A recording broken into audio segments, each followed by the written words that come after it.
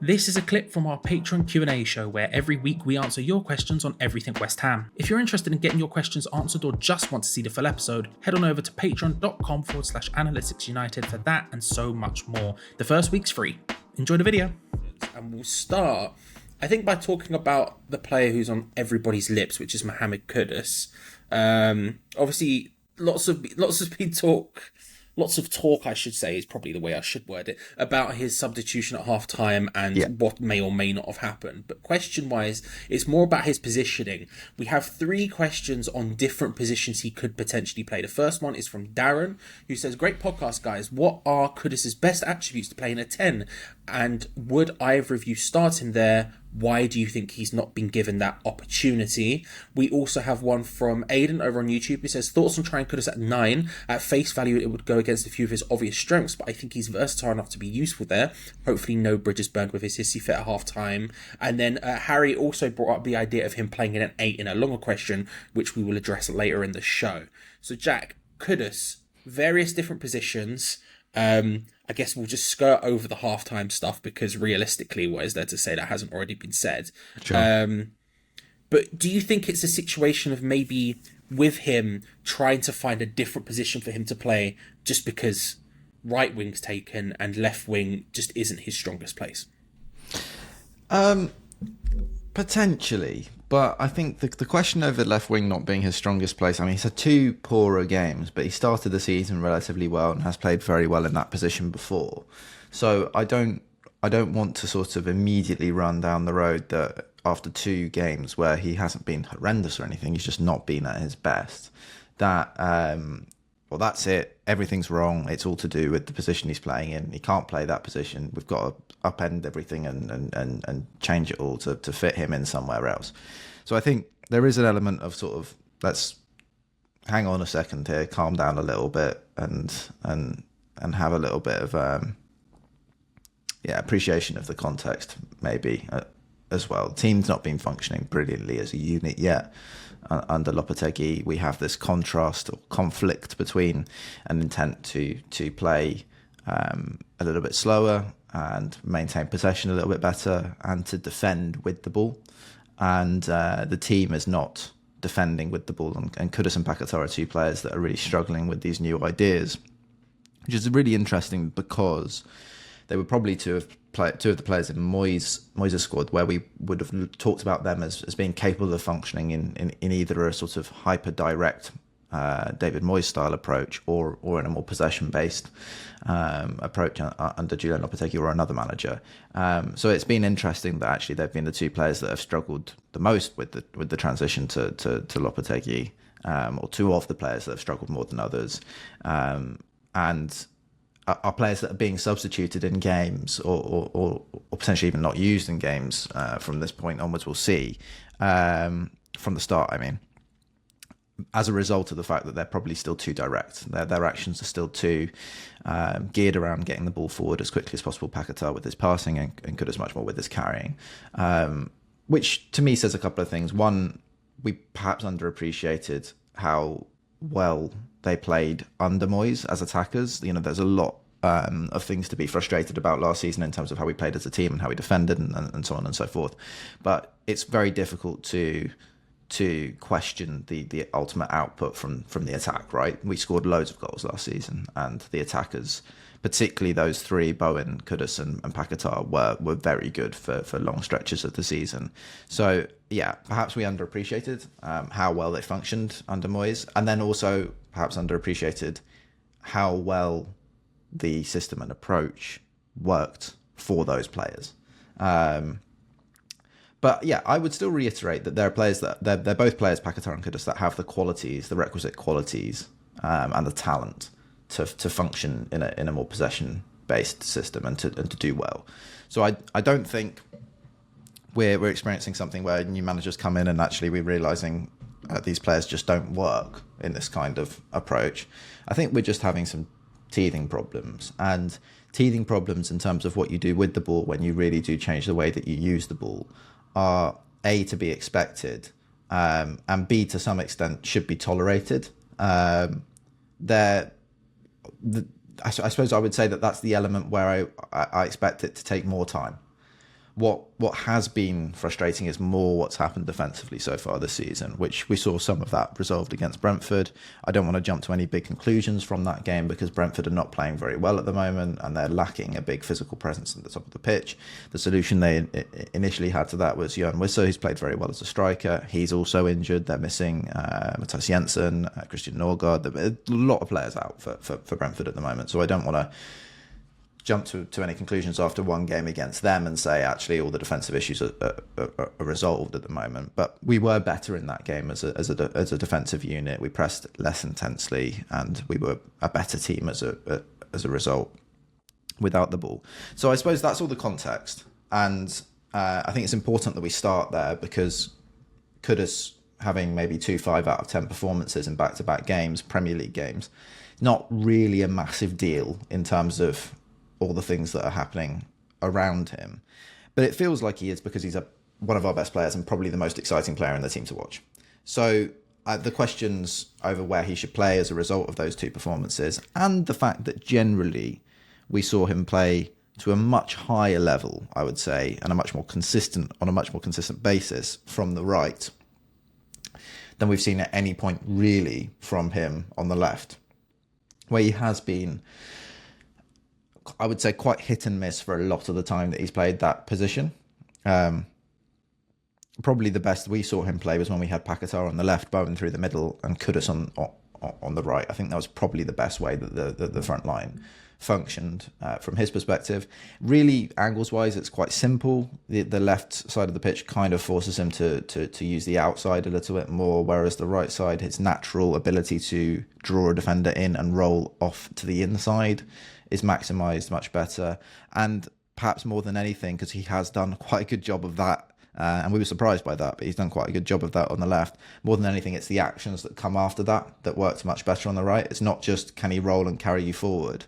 It's what does he do when he arrives in the final third, and the answer to that question was always much more consistent and better from the right side of the pitch than it has been from the left, where at times he's looked confused, sometimes he slings the ball into the box without much thought going into it, doesn't really get the right angles to get shots off and score goals from the left side of the pitch or rack up much XG in terms of the chances he's getting, whereas from the right we saw much more of that. So that debate I think is totally valid. The problem we have, and everyone knows this, is we have 2 very high quality right-sided attackers, and you can't play 2 right wingers in your team both on the right wing at the same time. There's only room for one right winger, and there's no formation that we can develop to allow for 2 of them.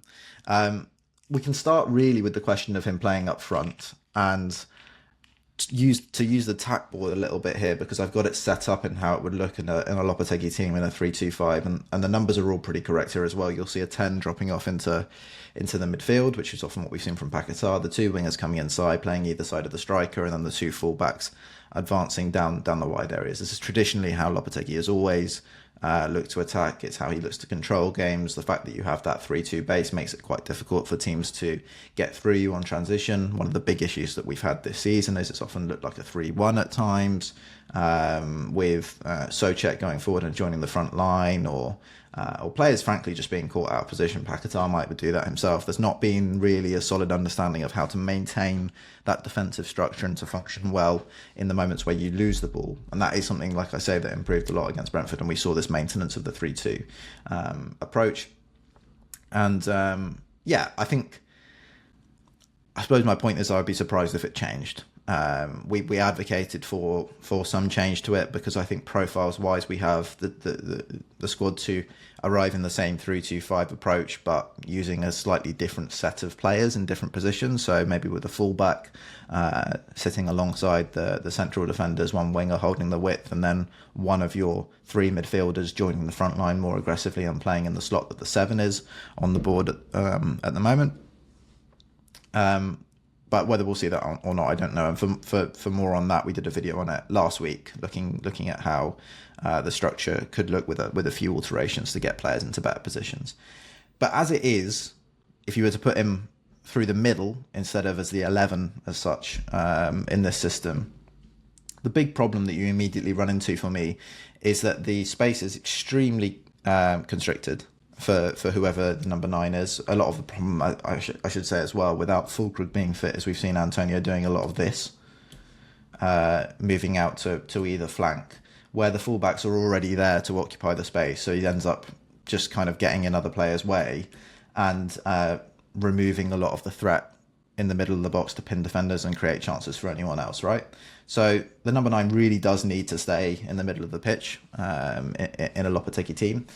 So you'd be asking Kudus to be quite static and to be in the centre of the box at all times, and probably to be a little bit less involved than he will be in either of the 7 or 11, wide positions, because when you play in these wide areas, you have the opportunity to maybe roll to the outside and combine with the fullback, or you can drop off and take the ball in these kinds of areas and then go out to the outside or try and drive through the middle. There are all these opportunities to get on the ball. If you do that from 9, it can work, but it can also just create problems in the sense that the defence can just step up the second the 9 vacates that space. Certainly in the attacking structure. In deeper areas, we can see how it might function with Kudus as 9, because he wants to drop off, draw centre-back out, spin round and then get into the space and behind. I can see that for sure.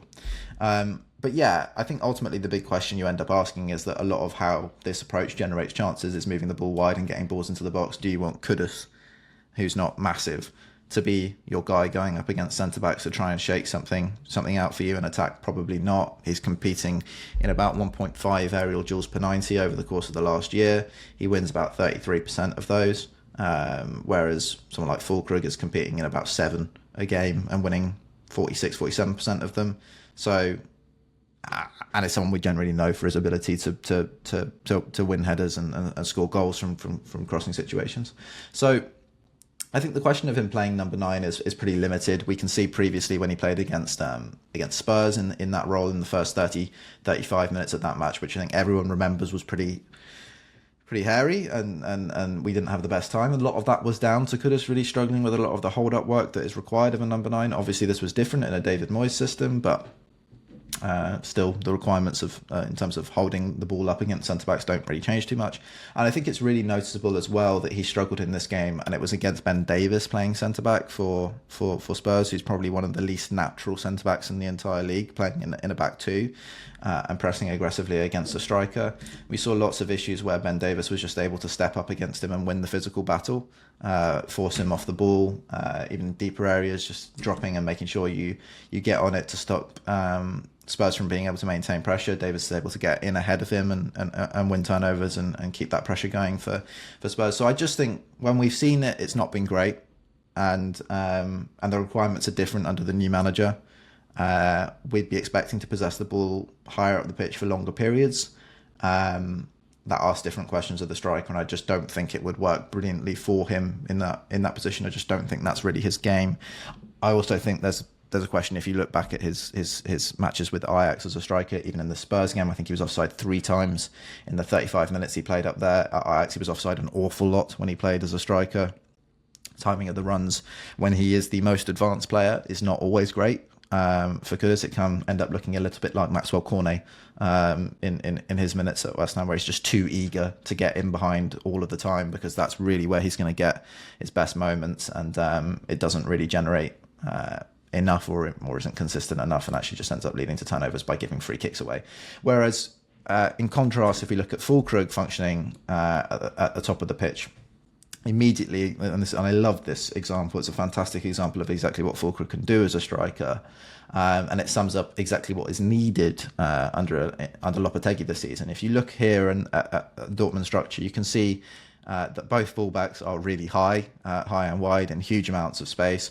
Fullkrug is in the middle of the pitch, and he's really effectively pulling not just one centre-back out to him, but 2 other defenders running inside to try and cover the space that he's occupying.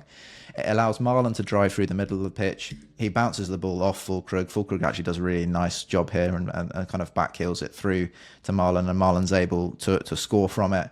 And his relationship actually with Marlon across last season at Dortmund was brilliant. Recorded a really high number of assists for Marlon. And then when he wasn't getting assists, was generating good opportunities for Donyell Marlon.